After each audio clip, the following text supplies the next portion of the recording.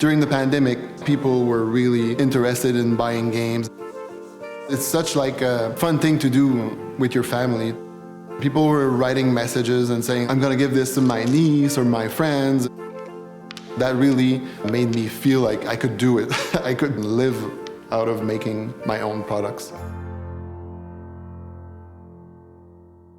My name is Jonathan, and my shop is AtelierDmontreal, and I sell wooden games and accessories. I worked in architecture and in industrial design for 12 years, and so I was always interested in creating objects. Making lamps, that was one of the first items I made. I presented them in a craft show and people were really interested. A few years ago, I had some friends who had Etsy shops and they were making a living selling their own things, and they had their own studios.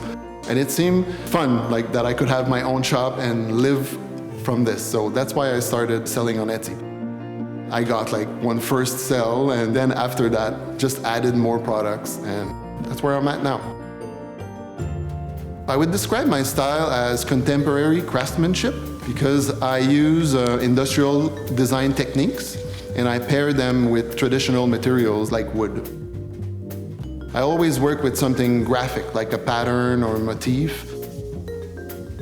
I use CNC machines and lasers, but then after that I'll do like an oil finish. I was excited to collaborate with Amber Lewis.